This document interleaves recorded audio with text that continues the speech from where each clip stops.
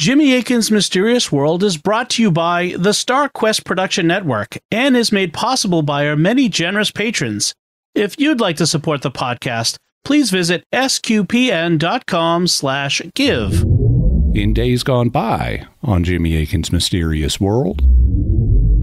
You're listening to episode 46 of Jimmy Akin's Mysterious World, where we look at mysteries from the twin perspectives of faith and reason. In this episode, we're talking about Kenneth Arnold and the first UFOs. You're listening to episode 385 of Jimmy Akin's Mysterious World, where we look at mysteries from the twin perspectives of faith and reason. In this episode, we're talking about the Kenneth Arnold sighting that began the modern UFO era. I'm Dom Bettinelli, and joining me today is Jimmy Akin. Hey, Jimmy. Howdy, Dom. Folks, be sure to stick around to the end of the episode. We'll have your feedback on our recent episode on the Honubby Bigfoot siege. But first, the modern age of UFO sightings began in 1947 when businessman and pilot Kenneth Arnold saw a series of strange craft flying in the mountains of Washington state. He saw a convoy of 9 unusual objects moving in the sky at fantastic speed. When he landed, he reported what he saw, and it touched off the modern era of UFO sightings. So, who was Kenneth Arnold? What did he see? And could it have really been extraterrestrial aircraft? That's what we'll be talking about on this episode of Jimmy Akin's Mysterious World. So, Jimmy, tell us what's happening in this episode. Well, we've been doing Jimmy Akin's Mysterious World for over 7 years now, and even though I've always sought to do my best in presenting and analyzing the mysteries we've covered, the fact is that I just know a lot more about these subjects than I did in the early days. Also, because I believe in continuous improvement, we've also upgraded the show significantly since we started, and we have much better production values now, both in terms of sound and in terms of video, which we didn't even have in the beginning. As a result, I've long planned to revisit some of the mysteries that we covered in the early days so that I can present them to you in terms of what I know now, and so that we can do them with better production values. Also, some of the mysteries are old enough that they're harder to find because of the way podcast feeds work, and so many listeners may not have heard them, but they're still good mysteries. Well, today is the first episode where we're revisiting and updating a mystery that we've already covered. In fact, that's something we'll be doing a good amount this month for scheduling reasons. So we're going to be looking at the 1947 Kenneth Arnold UFO sighting that kicked off the modern UFO era. There were previous sightings of UFOs, and we'll talk about them in detail in future episodes. We'll also mention them briefly here. But it was really the Kenneth Arnold sighting that really drew public attention to UFOs in a big way. We originally covered this mystery way back in episode 46, which you can find at mysterious.fm/46 if you want to check it out. It came out on Friday, June 21st of 2019, but today we'll be giving you a new and improved treatment of the mystery. Then let's talk about the background to today's mystery. What should we know about the Kenneth Arnold UFO sighting? And Jimmy, why don't you start with telling us how you became aware of this case? Well, I don't remember when I first heard of it, but I've known about it for a long time. I was aware of its significance in UFO history and some of the basic facts about the sighting, but I'd never taken a hard look at the details before we did our first episode on it. Now, I believe in using healthy skepticism regarding any mystery, including UFOs, and even ufologists acknowledge that 90, 95, or even 98% of reported UFOs are actually misidentified or they're hoax and there's nothing really exotic going on. In reading about the Kenneth Arnold account, my first thought, where he's flying a plane and sees some UFOs, my first thought was, maybe they might be just reflections in his window, or if they were some kind of if there was a conventional explanation, they might be experimental aircraft or something. But when I read Arnold's account in detail and some of the analysis of it, I discovered there's a lot more to this case than what I thought. Then let's set the context for this event. You mentioned that the Kenneth Arnold sighting touched off the modern era of UFO sightings. Were there previous eras? Well, there certainly have been claims about UFOs made in the literature that go back in history. Some of these are historical claims that say, Greeks or Romans encountered a UFO. You have a lot of people trying to say things in the Bible, especially in the book of Ezekiel, were UFOs, but not. What Ezekiel saw was God's chariot throne, and we know that's what it was because we can compare what Ezekiel describes to other chariot thrones used by both human and reportedly divine kings that we see in ancient Near Eastern artwork. So we know what this is, and it wasn't a UFO. There are also claims of UFOs in medieval artwork. But again, no, that's not what they are. We know what they were, and we'll talk about that in the future.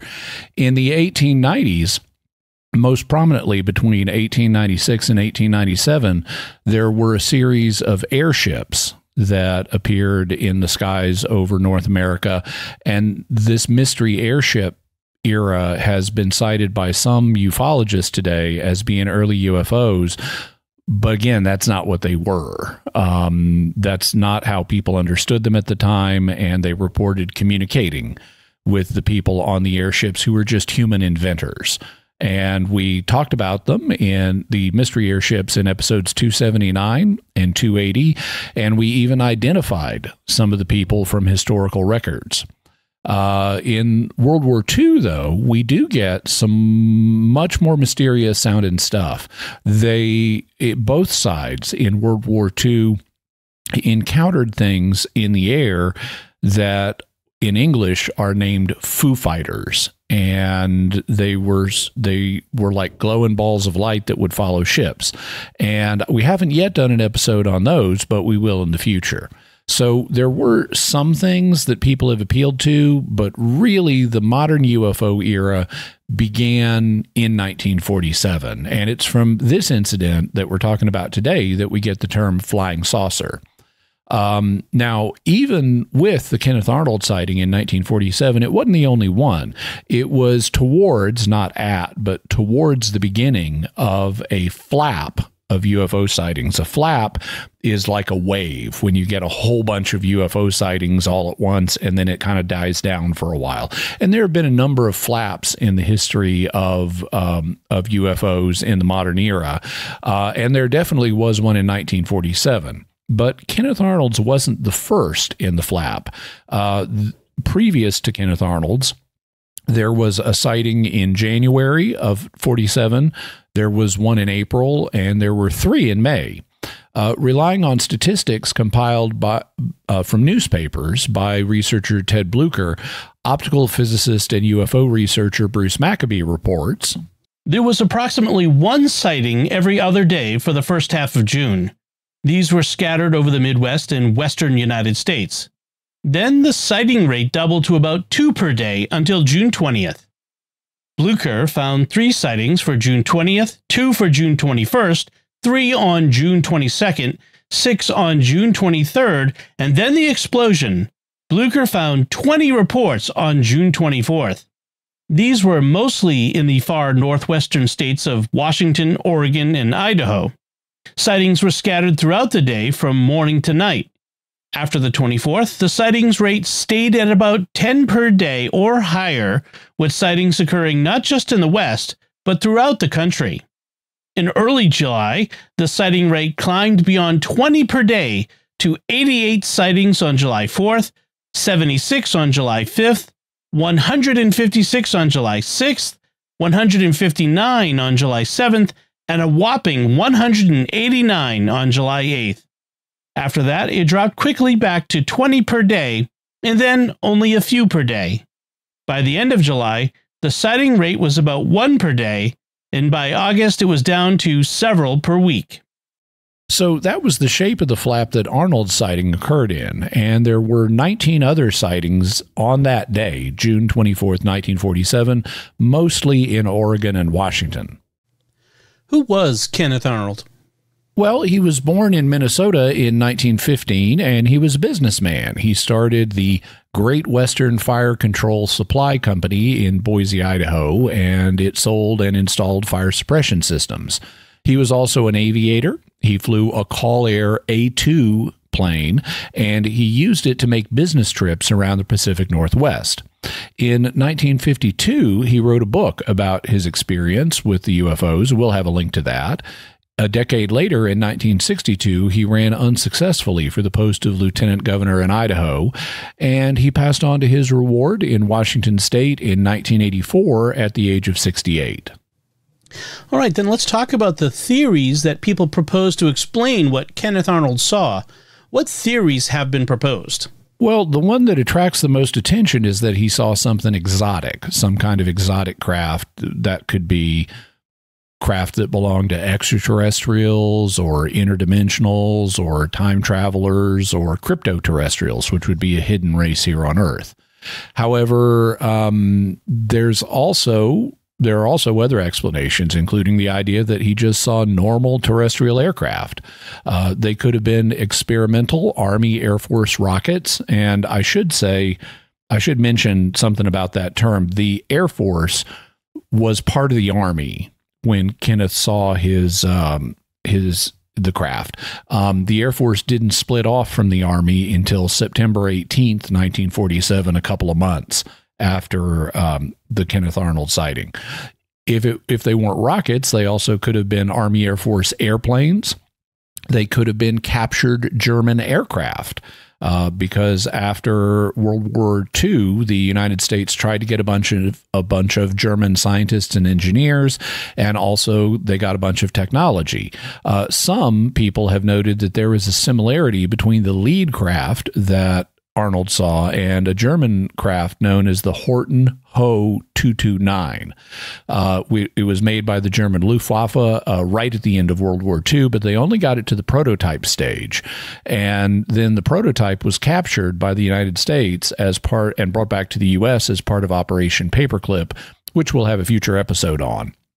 It's also possible, or has been proposed, that Arnold mistakenly identified a natural phenomenon, and that could be something like meteors, clouds, geese, or other birds, snow being blown from the mountaintops, or a mirage, an optical illusion, spots of water on his window, or reflections off his window. And then there's the possibility that he really didn't see anything. Maybe he hallucinated due to being up at altitude in a low oxygen environment, or maybe he hoaxed the whole thing. All right, then let's give some more background on this event so that we'll be in a position to evaluate the theories. So what did Arnold say about his encounter? Well, he gave several interviews about it almost immediately, and we'll be referring to some of them as we go along. By way of an overview, I was fortunate to find a radio interview he did on June 25th, the day after the sighting. So this is, a very early account of what he saw. The interview's a bit long, so we'll break it up into segments, and I'll clarify a few things as we go along. But here's how it starts. Newscaster in every newspaper across the nation has made headlines out of it, and this afternoon we are honored indeed to have here in our studio this man, Kenneth Arnold, who we believe may be able to give us a first-hand account and give you the same on what happened. Kenneth, first of all, if you'll move up here to the microphone just a little closer, we'll ask you to just tell in your own fashion, as you told us last night in your hotel room and again this morning, what you were doing there and how this entire thing started. Go ahead, Kenneth. Well, at about 2:15, I took off from Chehalis, Washington, en route to Yakima, and of course every time that any of us fly over the country near Mount Rainier, we spend an hour or two in search of the marine plane that's never been found that they believe is in the snow someplace southwest of that particular area. Here, Arnold is referring to a Marine C-46 aircraft that had crashed on Mount Rainier in December of 1946, so a little more than half a year earlier. The crash killed 32 Marines, and this was the worst aviation accident in U.S. history at the time. People were trying to find the wreckage, and there was a reward of $5,000 if you did find the wreckage, which would work out to basically $75,000 today after all the inflation the government has caused. The airplane was eventually discovered by a park ranger in July of 1947, just after the Arnold sighting, just a few weeks later. Unfortunately, they weren't able to recover the bodies of the Marines due to the hazardous conditions on the glacier up on the mountain. So Actually, the bodies are still there and entombed in the ice. That area is located at about, its elevation is about 10,000 foot. And I had made one sweep in close to Mount Rainier and down one of the canyons and was dragging it for any types of objects that might prove to be the marine ship. And as I come out of the canyon there, it was about 15 minutes. I was approximately 25 to 28 miles from Mount Rainier. I climbed back up to 9,200 feet, and I noticed to the left of me a chain which looked to me like the tail of a Chinese kite, kind of weaving and going at a terrific speed across the face of Mount Rainier. So Arnold was about 25 miles from Mount Rainier, flying at 9,000 feet, when he saw a group of objects flying in a way that reminded him of the tail of a Chinese kite. So they were flying in a long, strung-out formation, like a convoy. Now he tells us his first reaction to seeing them. At first, thought they were geese because it flew like geese, but it was going so fast that I immediately changed my mind and decided it was a bunch of new jet planes in formation. His first thought was that they were geese, but he judged that they were moving too fast for that, so he concluded they were some kind of new jets flying in formation. Notice that he does not propose that they are extraterrestrial craft or anything exotic like that. He did not interpret them as aliens. In fact, he never proposes that in this interview. He's thinking in purely conventional terms. He then decided to do something that is extremely important for evidence purposes and that would lead to the conclusion that they might be something exotic. Well, as the planes come to the edge of Mount Rainier, flying at about 160 degrees south, I thought I would clock them because it was such a clear day, and I didn't know where their destination was, but due to the fact that I had Mount St. Helens and Mount Adams to clock them by, I just thought I'd see just how fast they were going, since among pilots we argue about speed so much. And they seemed to flip and flash in the sun just like a mirror. And in fact, I happened to be at an angle from the sun that seemed to hit the tops of these peculiar-looking things in such a way that it almost blinded you when you looked at them through your plexiglass windshield. Well, it was about 1 minute to 3 when I started clocking them on my sweep second-hand clock. So Arnold realized that he could use two landmarks to clock how fast these things were traveling. The first landmark was Mount St. Helens, which is a volcano that famously blew its top in 1980, and boy, do I remember when that happened. And the second was Mount Adams, which is also a volcano, but it hadn't erupted in 1,000 years.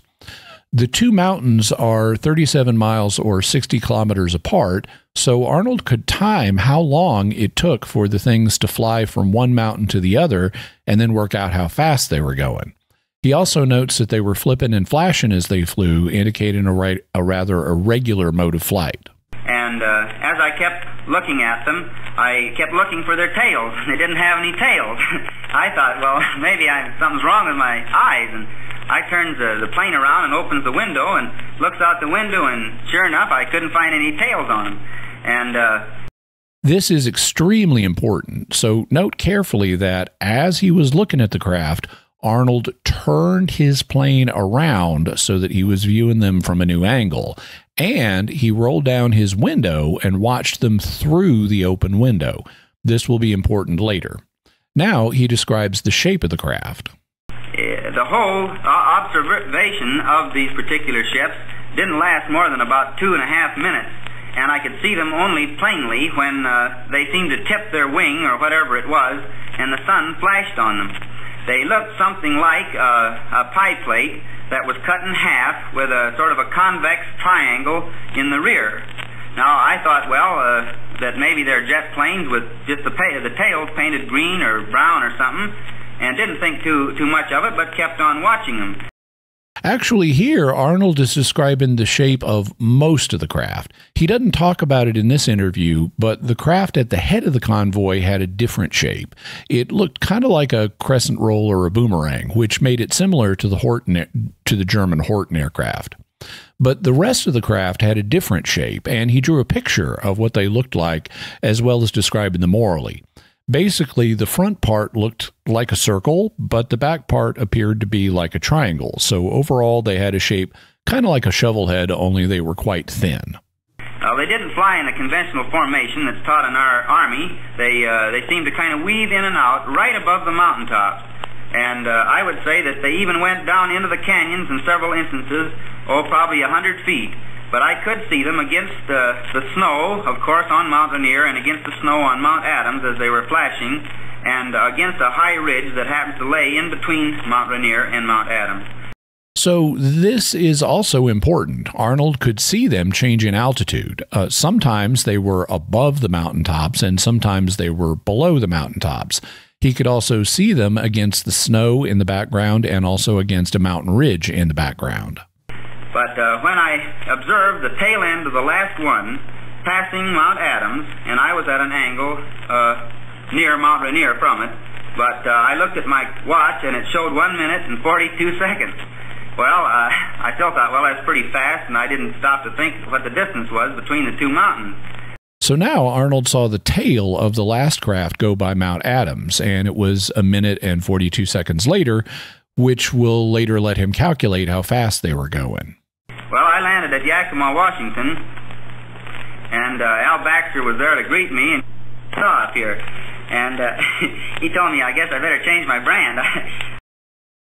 And I should explain this cultural reference. Back in 1947, almost everybody smoked, and the type of cigarette that you smoked was known as your brand. You know, for example, did you smoke Lucky Strike cigarettes or did you smoke Chesterfields? Well, customers were loyal to their brand. You know, they had brand loyalty, just like consumers have to various brands today. So changing your brand was at least a somewhat notable decision, like switching from, say, one brand of beer today to another, or one brand of soda to another. Only I can't help wondering about Al Baxter's suggestion that Kenneth Arnold needed to change his brand. I suspect that in light of this crazy story that Arnold had just told, Baxter may have been suggesting that his previous brand or current brand that he needs to change from was actually marijuana. Marijuana was still legal in 1947, though it had been taxed since 1937. And I suspect that the idea was that, you know, Arnold needs to lay off the wacky tobacco and switch over to normal, harmless tobacco. It was I, you fools. The man you trusted isn't wavy gravy at all. And all this time I've been smoking harmless tobacco. However that may be, Arnold went on to say, but he kind of gave me a mysterious sort of a look that maybe I had seen something he didn't know. And, well, I just kind of forgot it then till I got down at Pendleton, and I began looking at my map and taking measurements on it. And the best calculation I could figure out, now even in spite of error, would be around 1,200 miles an hour, because making the distance from Mount Rainier to Mount Adams in, we'll say, approximately 2 minutes, it's almost, it'd be around 25 miles per minute. Now, allowing for error, we can give them 3 minutes or 4 minutes to make it, and they're still going more than 800 miles an hour, and to my knowledge, there isn't anything that I read about outside of some of the German rockets that would go that fast. These were flying in more or less a level, constant altitude. They weren't going up and they weren't going down. They were just simply flying straight and level, and I laughed and I told the pilots at Pendleton, I said, they sure must have had a tailwind. But it didn't seem to help me much. But to the best of my knowledge and the best of my description, that is what I actually saw, and like I told the Associated Press, I'd be glad to confirm it with my hands on a Bible, because I did see it, and whether it has anything to do with our Army or our intelligence, or whether it has to do with some foreign country, I don't know. But I did see it, and I did clock it, and I just happened to be in a beautiful position to do it, and it's just as much a mystery to me as it is to everyone else who's been calling me the last 24 hours wondering what it was.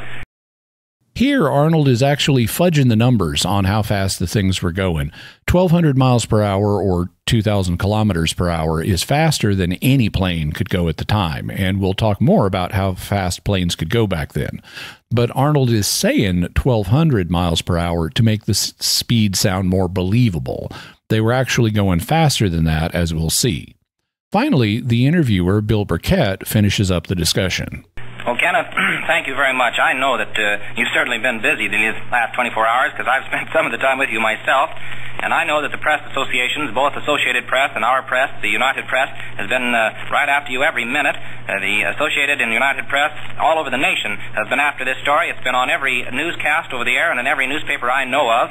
The United Press in Portland has made several telephone calls here to Pendleton, to me and to you this morning. And from New York, I understand they're after this story. And we may have an answer for it before night, because if it is some new type of Army or Navy secret missile, there will probably a story come out on it from the Army or Navy saying that it is a new secret plane, and that will be all there is to it, and they will hush up the story, or perhaps that we will finally get a definite answer to it. I understand the United Press is checking on it out of New York now with the Army and also with the Navy, and we hope to have some concrete answer before nightfall. We certainly want to thank you, Kenneth, for coming into our studio. We feel very pleased that this news, which is making nationwide news across the country, we are able to give our listeners over KWRC a first-hand report direct from you of what you saw. And we urge our listeners to keep tuned to this station, because any time this afternoon or this evening, and we get something on it on our United Press teletype, which is in direct communications with New York, Chicago, Portland, in fact, every United Press bureau across the nation, why, we'll have it on the air. And I love how they hope to have a solution to this mystery by evening 78 years ago. If only the UFO mystery were that easy. One other thing to note about the experience, he didn't cover it here, but the flashes that Arnold saw weren't just in his eyes. They were bright enough to illuminate the interior of his plane. And that's significant because he later thought the objects must be making the light, not just reflecting the sun. And Bruce Maccabee, an optical physicist, ran calculations and determined that the light could only have been generated by the craft itself. They couldn't have just been reflections of the sun if they lit up the interior of the airplane. So Arnold didn't interpret the things he saw as anything exotic. He thought they were likely a new Army or Navy project, and he didn't use the term flying saucer in this interview. How did that term come about? Well, it's disputed. Arnold later said that he described the motion of the objects as being like what you'd see if you skipped a saucer across water. He said that he'd been misquoted as saying that they were shaped like saucers. If so, then the term flying saucer was most likely coined by an editor writing a headline. In a 1950 interview with Edward R. Murrow, Arnold stated, "These objects more or less fluttered like they were, I'd say boats on very rough water or very rough air of some type. And when I described how they flew, I said that they flew like they take a saucer and throw it across the water. Most of the newspapers misunderstood and misquoted that too.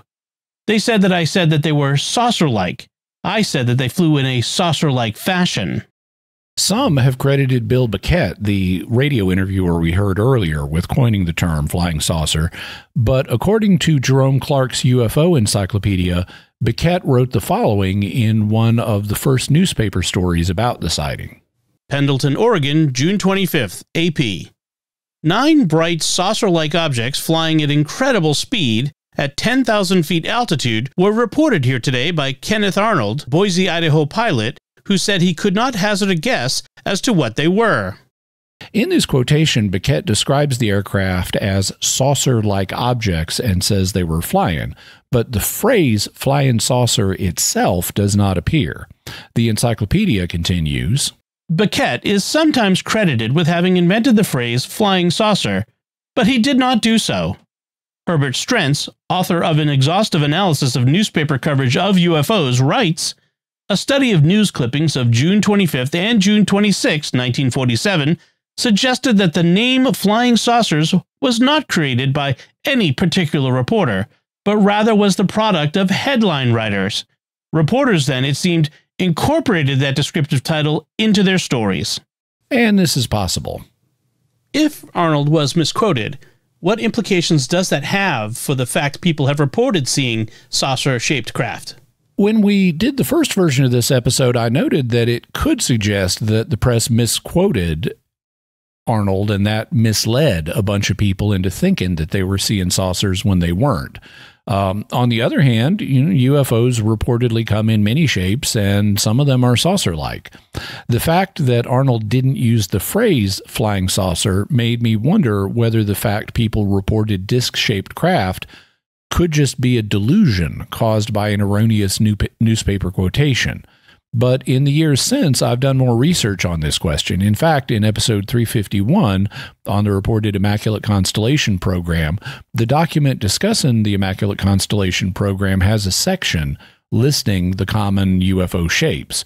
And we discussed them further in episode 355 on the reported UFO observables. UFOs are commonly reported in the following shapes. Some of them are spheres or orbs. Some of them are discs or saucers. Some of them are ovals or tic-tacs, more elongated shapes. Some are triangles. Some are shaped like boomerangs or arrowheads, and some are irregularly or organic shaped. So it's not the case that the whole UFO phenomenon can be chalked up to Kenneth Arnold just being misquoted. People see a bunch of shapes, and discs or saucers are one of the ones that's often reported. So I'm not inclined to just dismiss them as a delusion caused by a newspaper headline.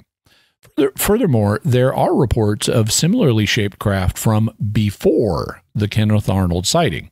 The UFO Encyclopedia calls attention to an article that appeared in the Dallas Weekly Herald on January 26th of 1878, which said, "A strange phenomena. From Mr. John Martin, a farmer who lives some 6 miles north of this city, we learn the following strange story. Tuesday morning, while out hunting, his attention was directed to a dark object high up in the northern sky. The peculiar shape and the velocity with which the object seemed to approach riveted his attention, and he strained his eyes to discover its character. When first noticed, it appeared to be about the size of an orange, which continued to grow in size. After gazing at it for some time, Mr. Martin became blind from long looking and left off viewing it for a time in order to rest his eyes.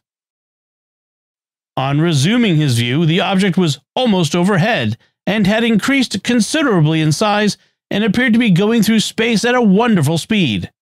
When directly over him, it was about the size of a large saucer and was evidently at a great height.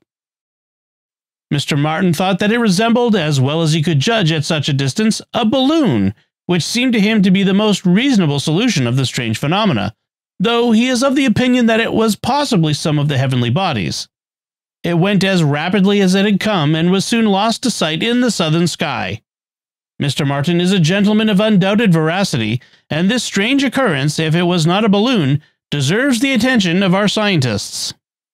The UFO Encyclopedia then states, "If accurately reported, the object's rapid speed rules out the balloon identification.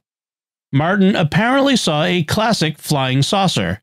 He may have been the first to use the word saucer in a UFO report. Or, as astronomer and Project Blue Book consultant J. Allen Hynek would eventually call the phenomenon, a daylight disk." Now, I want to quibble with this a bit because although it's apparently true that Mr. Martin had used the phrase large saucer, he was describing the object's visible size, not its shape. It initially appeared to be the size of an orange, but then grew to the size of a large saucer, though how big it actually was is unclear since it was said to be high up in the morning sky. The saucer and orange comparisons are presumably something like, the size of an orange or a large saucer if you held them at arm's length, which is actually the same way that the Mutual UFO Network, or MUFON, asks people to estimate the size of what they saw today. They'll say, if you held out your arm, how big would the thing you saw be? Would it be the size of a dime or a nickel or a quarter or an orange or whatever? Since people are rarely good at estimating how far an object away is, you need to use that kind of subjective measure. Well, the article also says that Mr. Martin concluded that the object was likely a balloon, which could indicate that it had a spherical shape, which is also one of the most common UFO shapes. I'm thus not confident that Mr. Martin saw a disc or saucer. We have three terms, orange, saucer, and balloon, and it's possible that it could have been a disc, especially if it was fairly directly overhead, in which case it would look like a circle. But it's also possible he saw it at enough of an angle to determine that it was actually spherical. So I'm not sure what Mr. Martin saw, though the encyclopedia is right that the speed at which it was said to move would rule out an actual balloon. It thus may have been either an orb or a disc. However, there's more to the story. The encyclopedia continues. If reliable data on pre-1947 UFO sightings are sparse, the available evidence suggests that daylight disks begin to come into prominence 10 or 20 years into the 20th century. But they did not begin to dominate UFO reporting until 1947, superseding, though not entirely supplanting, the spindle-shaped exhaust-spewing ghost rockets that had panicked Northern Europeans and others the year before. The ghost rocket shape could correspond to the elongated oval or tic-tac shape that's also reported. But this article does indicate that discs were being seen before 1947, coming to prominence around 1910 or 1920. For example, here's an account from a few months before the Arnold sighting. In mid-April 1947, several meteorologists working at the Richmond, Virginia Weather Bureau released a pieball or ceiling balloon which ascended to 15,000 feet and took an east-to-west course. Soon the scientists noted that something had joined it, a silvery, ellipsoidal object with a flat bottom. When viewed through a theodolite, the disk was seen to have a dome on top. After 15 seconds, the object vanished in the west at a rapid rate of speed. So this report describes an ellipsoidal or semicircular shape with a flat bottom and a dome on top. In other words, something like a classic flying saucer. And this was in mid-April of 1947, so 2 months before the Arnold sighting. In light of all this, I'm thus not in a position to dismiss the idea of disc-shaped UFOs being due to a misunderstanding of what Arnold said. Is there more to this story?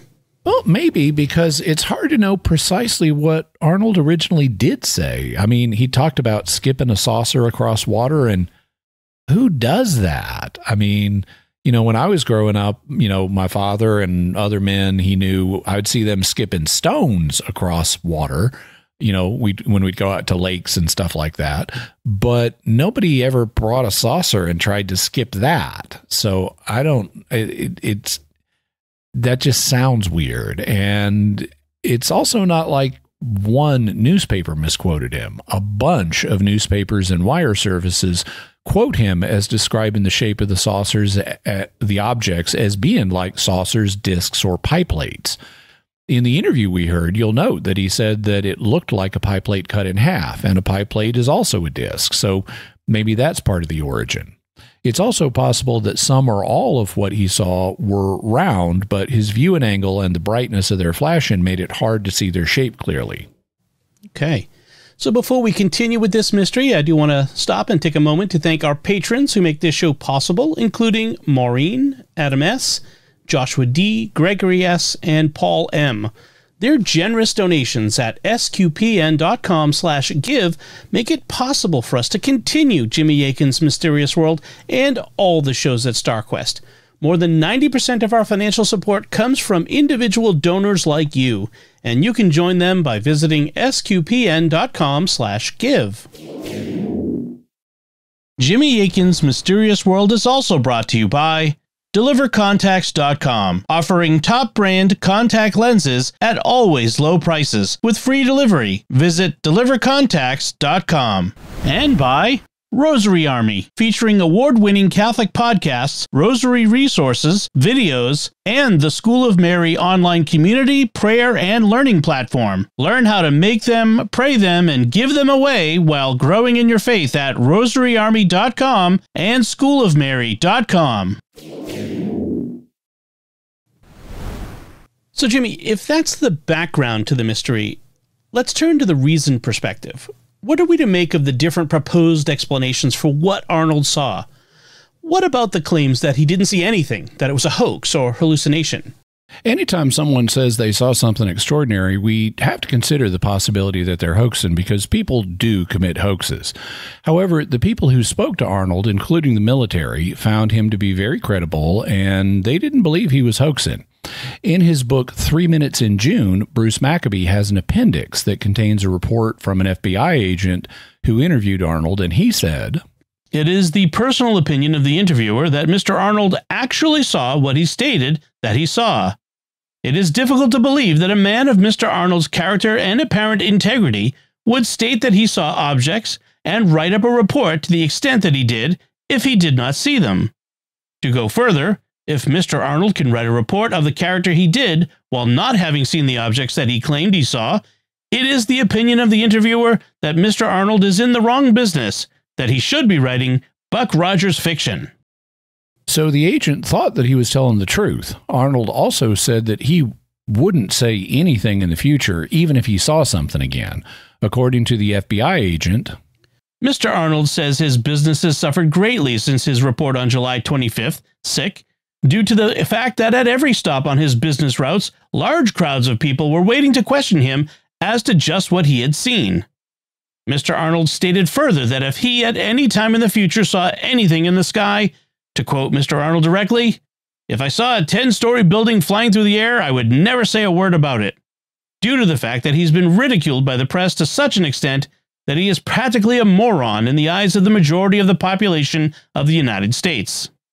It's also worth noting that Arnold didn't initially propose the ET hypothesis. He thought that this was some government project until the government said it wasn't. He also didn't call the press. He told a friend at the airport in Yakima, and someone called the press. So when he landed in Pendleton, the press was waiting to interview him. So all this speaks to his credibility. He's not seeking attention. He's not making the most extraordinary claims, and all that speaks to this doesn't sound like a hoax. Well, what about the idea that he was hallucinating? Oxygen deprivation can lead to hallucinations, so this needs to be considered also. However, Arnold wasn't flying high enough for this to happen. He was only at 9,000 feet, and lots of unpressurized planes fly higher than that, and would not be allowed to if your pilot was going to start hallucinating at that altitude. I did some checking, and reports of mountain climbers indicate that they may start experiencing hallucination above 7,000 meters or 23,000 feet, way higher than Arnold was. So the oxygen deprivation idea isn't a good one. Another problem with this theory is that there seems to be independent cooperation of the Arnold sighting. A number of people claim to see the same thing on the same day. A prospector named Fred Johnson was on Mount Adams and saw objects like the ones that Arnold reported through a small telescope, possibly a handheld one. A person named L.G. Bernier in Richland, Washington, reported seeing them moving towards Mount Rainier at about half an hour before Arnold reported them. A woman named Ethel Wheelhouse in Yakima reported seeing them at the same time. And the military interviewed a Forestry Service worker named Robert Hubatch, who had been on duty in a fire watch tower and reported seeing flashes over Mount Rainier at 3 p.m., the same time as the Arnold report. However, on the other hand, there was the pilot of a DC-4 that was about 10 to 15 miles behind Arnold who didn't notice anything. But, the pilot may simply not have noticed something that other people did. The balance of the evidence thus points to independent confirmation, eliminating hoax and hallucination. What about the theories that say he misidentified a natural phenomenon, like reflections or water droplets on his window? The reflections theory was the first one that occurred to me, but Arnold eliminated it. He turned his plane to fly south to test the theory, and the objects remained where he saw them. He also rolled down the window, as we heard in the radio interview, and if you remove the reflecting surface, you can't be viewing reflections. Then there's the fact that reflections would only be visible to him, not to the independent witnesses on the ground, which means that if he misidentified a natural phenomenon, it couldn't have been something close up to him, like reflections in the window. It had to be something in the distance. What about the idea that he saw a mirage? According to Bruce Maccabee, this was the Air Force's proposed explanation, but how do we explain the mirage? One theory is that a temperature effect causes mountaintops to look doubled or detached. This is what's known as a Fata Morgana mirage. Mirages like this, though, have to be seen at the same elevation, but Arnold was too low. He saw the objects silhouetted against Mount Rainier, not as a doubled image at the top of Mount Rainier. Also, mirages don't make bright flashes, and they don't move from the mountaintops that are being reflected. What about the idea that he saw snow blowing from the mountaintops? Well, snow can't reflect light to create bright flashes like the ones Arnold described. It's not going to illuminate the interior of your airplane. Also, there were no fast winds on the surface to carry clouds of snow. No winds would carry snow from Mount St. Helens to Mount Adams. And if there were winds that powerful, then Arnold himself would have been buffeted by winds, but it would have been unsafe to fly. But he reported smooth skies, and also snow blowing from one mountain to another would look like snow, not a group of airplanes or aircraft. What about the idea that he saw geese or other birds like pelicans? Well, birds don't cause flashes that illuminate the interior of your airplane. Also, they would have had to have been much too close. And Arnold was flying, over 100 miles an hour. The stall speed on his aircraft was 80 miles per hour. Yet he flew parallel to the birds. And he even, after he turned the plane, but birds' top speed is around 50 miles an hour. So he would have realized that I'm overtaking these things, not that they were overtaking me and going faster and outpacing me. And so what about the idea he saw clouds? Clouds are motionless, or at least don't move that fast. They also would have looked like clouds, and especially when Arnold flew past the mountain a few minutes later, he would have identified them as clouds. And what about the idea that he saw meteors? He saw their shape too clearly, and they would have to be traveling fast to be seen at all. The thing that lets you see a meteor is not the meteor itself, not its physical shape, but the heated air envelope that the meteor creates. That's what creates the glow for a meteor. But meteors don't stay in the sky for 2 to 3 minutes. It's more like 1 to 2 seconds. That's why we talk about things sometimes moving at meteoric speed.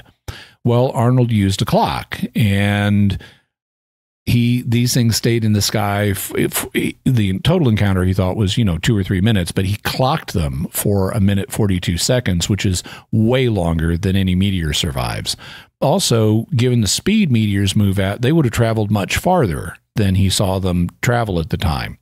Meteors also don't travel horizontally, and they cool and slow at low altitudes. Bruce Maccabee writes, "The suggestion that one or several meteors could travel many miles horizontally at a speed high enough to glow while at an altitude below 10,000 feet is not supported by any known physics of meteors." Also, Arnold reported seeing some objects rise as they passed one of the mountains, and fallen meteors don't rise. What about the idea he saw conventional aircraft, whether captured German, American, or Russian, experimental, or otherwise? The Army Air Force denied any responsibility or possibility of foreign aircraft, and apparently they told that to J. Edgar Hoover, who was the head of the FBI at the time. The big problem is that we just didn't have anything that could move as fast as these craft did.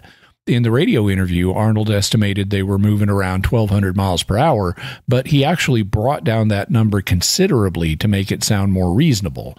In actuality, the calculation showed that they were moving 1,700 miles per hour, but he knocked 500 miles off of that. The UFO Encyclopedia states, Later, Arnold estimated that came to 1,700 miles per hour, a figure he could not accept. Even when he arbitrarily knocked 500 miles per hour off, making allowances for errors, the speed seemed impossible. The reason it seemed impossible for an aircraft to fly that fast is that the record at the time was just 647 miles per hour for manned flight.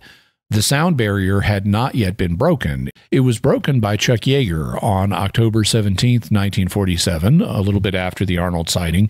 Yeager was able to fly at Mach 1.07, or 1.07 times the speed of sound, which works out to 814 miles per hour. So these things were going much faster than conventional aircraft. Guided missiles could go that fast. The peak speed of a German V-2 rocket was 3,600 miles per hour, but these weren't missiles. They weren't shaped like missiles. And if they were missiles, they would have fallen to Earth somewhere. And also the government denied responsibility for them. So Arnold's speed estimate was based on his perception of the craft in the distance, but could they have been closer than he thought and thus moving slower? The astronomer J. Allen Hynek proposed this idea. He was later associated with the Air Force's UFO study project Blue Book, and we'll have future episodes both on Hynek and on Project Blue Book. Eventually, he became a believer in the reality of the UFO phenomena, but originally he was a skeptic. And while a skeptic, he proposed that Arnold saw conventional aircraft at a much smaller distance, like 6 miles away, so they were only traveling 400 miles per hour. Hynek based this proposal on the claim that the human eye can't see things smaller than 3 arc minutes of angular size, but that's incorrect. Arnold had good eyes good enough to identify the DC-4 plane that was 15 miles away, and at that distance, the DC-4 would have had a size of only around 1 arc minute of angular size, not the 3 that Hynek assumed you needed. And this understanding was confirmed by Bruce Maccabee. Maccabee was an optical physicist, someone who specifically studied optics, whereas Hynek was an astrophysicist, not an optical one. So Maccabee is the expert here. Also, Maccabee is not a dyed-in-the-wool UFO believer. For example, he said that the second Phoenix Lights event was just flares. We talked about the Phoenix Lights in episode 30, and we'll likely talk about it more in the future because there's more to say. But this shows that Maccabee is not just going to accept every report as a genuine UFO. He said these, at least the second Phoenix Light event, was just flares. So Hynek's original proposal, before he believed in UFOs, appears to have been mistaken. Arnold's eyesight was good enough to see the craft at the distance indicated. This distance is backed up by the way Arnold saw the craft zigzagging between mountain features. Also, if the craft were closer and conventional, then Arnold should have seen their tails, wings, and engines, which he didn't see. So, where does that leave us? Well, it seems to suggest something exotic and, possibly extraterrestrial. Note that Maccabee's calculations indicated that they were making their own light. Arnold said it was blue, like a welder's torch, and I can't help wondering if that may mean it was connected with Cherenkov radiation, which is produced by atomic energy. If you read a book like James Mahaffey's Atomic Accidents, you learn that anytime there's a blue flash next to something radioactive, that is a very bad sign. Also, Frank Johnson, the prospector who also saw the objects, had a compass with him and said that the needle was affected. Johnson estimated that the objects he saw were 1,000 feet above him, and to affect his compass at that distance would indicate really strong magnetic fields. So what happened after the Arnold sighting? Well, the 1947 UFO flap continued, and it even got stronger in July. Who knows if the ET hypothesis is true? Maybe that flap was due to the 1945 explosions of atomic bombs. World War II ended with the U.S. nuking Hiroshima and Nagasaki, and atomic flashes on planetary surfaces are the kind of things you can see at a distance. And if your stellar neighbors have now have atomic flashes going on the surface of their planet, that would suggest they've developed nuclear weapons, and so maybe you want to go check that out. The end of World War II thus could have triggered this flap. Several other major incidents also occurred in quick succession, like the Roswell alleged UFO crash, which was just a couple of weeks later. We devoted episode 49 to talking about Roswell, and we'll likely look at that one again too. The 1947 flap died down by the end of August, though, and the Air Force started Project Sign to study UFOs. It ran from 1948 to 1949, and it was later replaced by Project Grudge and Project Blue Book. Does this have any significance from the faith perspective? Not really. The existence of aliens certainly would raise theological questions, and we've talked about those, for example, in episode 55, but that's a different subject than what did Kenneth Arnold see. Okay, that brings us to the bottom line. And Jimmy, has your view changed since we originally looked at this mystery? Though before I began studying this mystery, I was very skeptical. I concluded that there's more to it than I originally thought. What makes this significant is the measurement that Arnold took and the fact that he used markers to do the measurement. To propose a conventional aircraft explanation, one would have to say that there is something seriously wrong with Arnold's measurements. As Bruce Maccabee concludes in his book, I decided it was time to turn back the clock to the beginning in the hope that I might discover something important that we investigators had missed. As pointed out previously in this book, there were many hundreds of sightings during the period June to August 1947. The question was, which ones should I study? As I studied the many various cases to find out if we had missed something, some important details about the flying saucers, I began to realize that one sighting stood out head and shoulders above the rest. That sighting stood out because the witness had, in effect, interviewed himself. In the report of his self-interview, he had provided a detailed history of the event, along with numerous technical details that would make it possible to decide whether or not it could be explained. I am referring, of course, to Kenneth Arnold's sighting. It was not merely by chance that it was the first publicized sighting. His measurements and speed calculation set it apart from other saucer sightings. And his initial belief that he had seen radical new airplanes gave him a sort of cover for presenting his discovery to his peers without them thinking that this seemingly normal man had gone crazy. And I agree that the fact that Arnold initially had a normal rather than an exotic explanation for what he saw adds value to the case. And despite the fact that this was the case that kicked off the modern UFO era, the case itself is remarkably strong. So, Jimmy, what further resources do we have to offer to the listeners and viewers? We'll have links to Bruce Maccabee's book, 3 Minutes in June, the UFO sighting that changed the world. Also, Kenneth Arnold's book, The Coming of the Saucers, Jerome Clark's UFO Encyclopedia, a picture of Arnold holding an illustration of the lead object, as well as the diagram he drew of the other objects, information about Arnold himself and the sighting from Wikipedia, also the 1950 Arnold interview with Edward R. Murrow, an article on mountain climbing hallucinations, information about the Fata Morgana mirages, also the Horton Ho 229, and the article from the Dallas Weekly Herald. Very good. Well, now we turn to our mysterious feedback brought to us by our feedback coordinator, Rob Leonardi, and all this feedback is from our recent episode on the Honubi Bigfoot siege. The first feedback comes from Jody. Hi, Jimmy. My name's Joby Weister. I'm in Fredericksburg, Texas.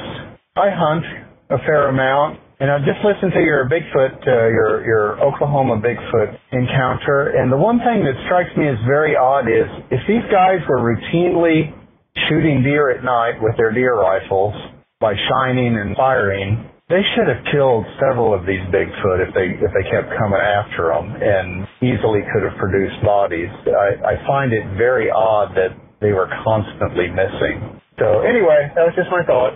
Have a good day. God bless.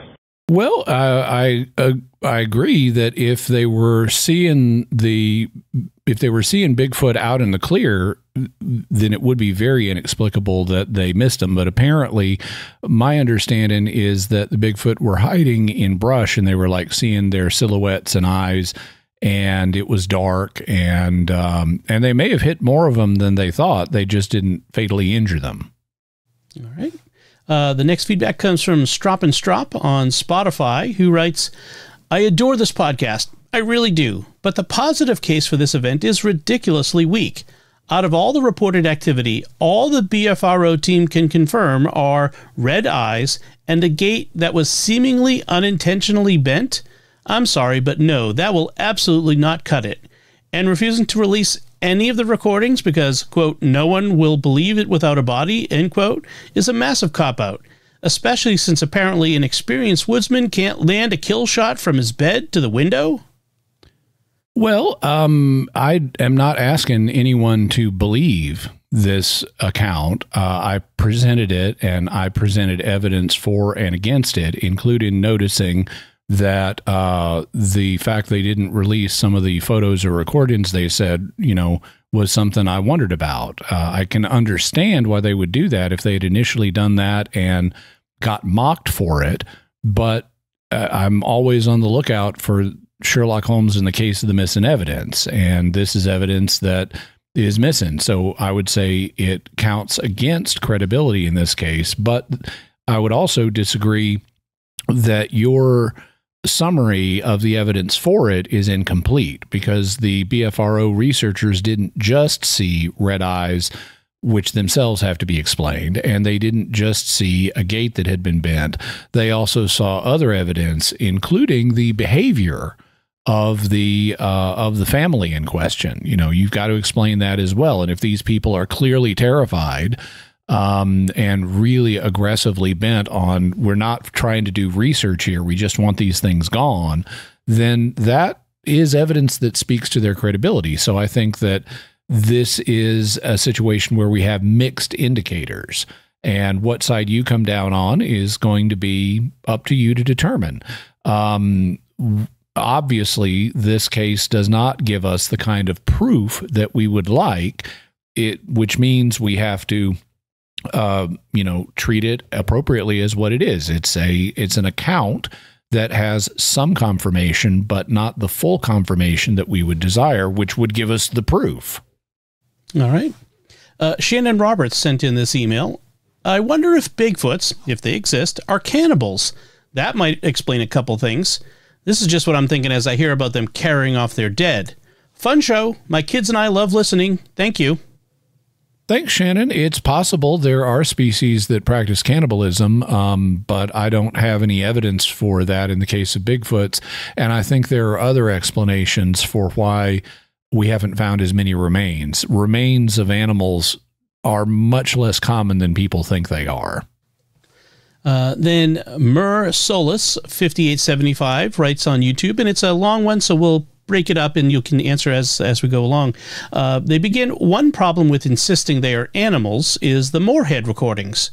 Right, and let me pause right there because I want to address that. If Bigfoots are mammals at all, then they are animals. The question would be, are they rational animals like man is?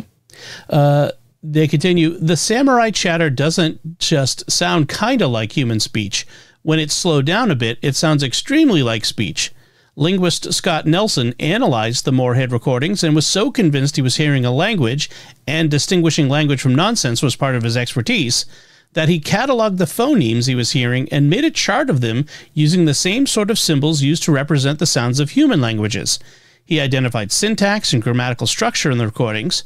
To him, the pattern showing it was language were unmistakable.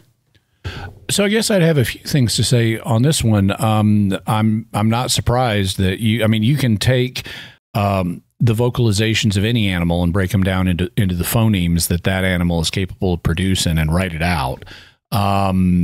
Also, if they're trying to indicate humans, then you would expect that they might have some elements of syntax and grammatical structure that they're, whether they are using this as a language or not, if they're imitating human language, you would expect to see that.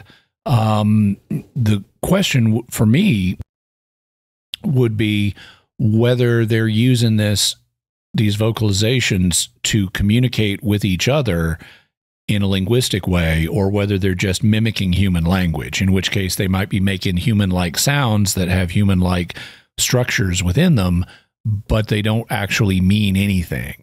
They're just trying to imitate human language. The same way humans sometimes, and even baby humans, will babble and they'll have elements of adult speech in there, even if the string itself is meaningless.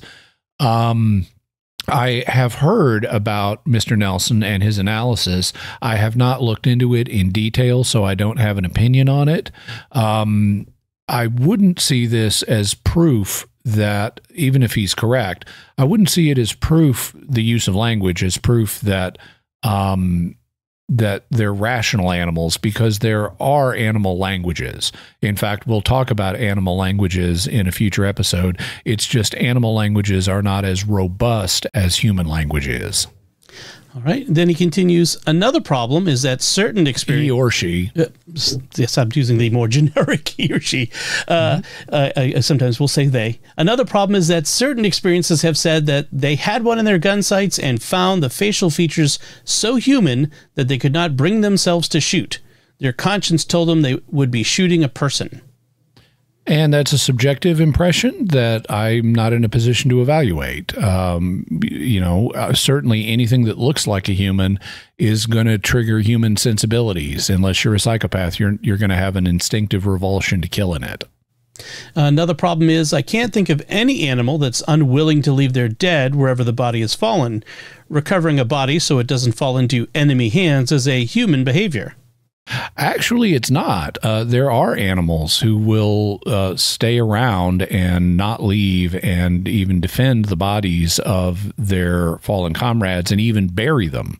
This is the case, for example, with elephants. Elephants will hang around. If an elephant has died, they'll hang around. They won't want to leave it. They'll try to lift it up to figure out why it's down. And we've even seen elephants bury in the bodies of baby calf elephants that have died, where they also may try to bury regular elephants, adult elephants, above ground by throwing leaves and stuff on them. But we've seen them push the bodies of baby elephants into human-made ditches and try to cover them up. So, and they also come back and revisit the site and will carry around the bones and tusks of their fallen comrades. So this behavior is more extensive in the animal kingdom than one might suppose. They continue, wherever these come from, the evidence suggests they are a close relative of ours, though I realize they are not... Agreed. What's that? If they're agreed, if they're real, they're a close relative of ours. Okay. Though I realize they are not any scientifically known hominid, it raises a question for me. Apart from self-defense like this case, would people have a right to shoot a Neanderthal or a H. florianus or a Denisovan to obtain a specimen? Lots of Bigfoot hunters would say yes. If it isn't Homo sapiens, it's an animal. I would say no, because our own genetics suggest that ancient humans considered these species as potential mates, unless all the hybridizing in the past was involuntary. Yeah, I would say that we have multiple lines of evidence indicating that Neanderthals and some of the other early humans were rational animals. And so, and the fact they could breed with us, who are also rational animals, would also indicate that they were rational animals too. They may not have been very nice rational animals, and these may not have been voluntary matings, but on either side. But the fact they can mate with us suggests that they are the same species as us, even if they're a different subspecies. And so I would say you cannot just kill a Neanderthal or a Denisovan or something like that. But Bigfoots, if they exist, seem to be more distant than those super close relatives. So I would say they're an open question in my mind. And then they conclude, but if Bigfoot were proven to exist, there would also be a problem with the growing number of Book of Enoch-obsessed Protestant evangelicals who are convinced they're Nephilim and need to be hunted into extinction. Well, there might be a temporary bump with some of that fringe, but we'd also get access to their DNA, and that would untangle a bunch of stuff real fast. And only really hardcore people who are not open to evidence would reject DNA findings that, oh yeah, they diverged from humanity much longer ago than human history began, and therefore they can't be Nephilim, which there is no basis for. All right. By the way, we're going to be talking about the Nephilim next week. That's right. A little preview of our coming next week. So that's it for our feedback this week, and now it's time to hear from you. What are your theories about the Kenneth Arnold UFO sighting? You can let us know by visiting sqpn.com or the Jimmy Akin's Mysterious World Facebook page, sending an email to feedback@mysterious.fm, sending a tweet to @mys_world, visiting the StarQuest Discord community at sqpn.com/discord, or calling our mysterious feedback line at 619-738-4515. That's 619-738-4515. And I want to say a special word of thanks to Oasis Studio 7 for the video and animation work in this episode. Check it out by visiting my YouTube channel, youtube.com/Jimmy Akin. And while you're there, I am trying to grow my channel. We just passed 100,000 subscribers, and we're trying to make our way to 200,000. So please like, comment, share the videos, and subscribe. And also hit the bell notification so you always get notified whenever I have a new video, because I have them coming out all the time. So, Jimmy, what is our next episode going to be about? Next week, we're going to be revisiting another mystery that we covered early in the history of the show and providing you with an update on that mystery. This time, we'll be talking about the Nephilim from the Bible and the mystery of what they were. Folks, be sure to check out the Mysterious World bookstore at mysteriousworldstore.com for links to all the books and videos that Jimmy mentions in the show. Get your very own Mysterious World t-shirt, mug, and more in our merchandise shop at sqpn.com/merch. You'll find links to Jimmy's resources from our discussion on our show notes at mysterious.fm/385. And remember, to help us continue to produce the podcast, please visit sqpn.com/give. Jimmy Akin's Mysterious World is also brought to you in part by The Grady Group, a Catholic company bringing financial clarity to their clients across the United States, using safe money options to produce reasonable rates of return for their clients. Learn more at GradyGroupInc.com. Until next time, Jimmy Akin, thank you for exploring with us our mysterious world. Thanks, Dom. And once again, I'm Dom Bettinelli. Thank you for listening to Jimmy Akin's Mysterious World on StarQuest.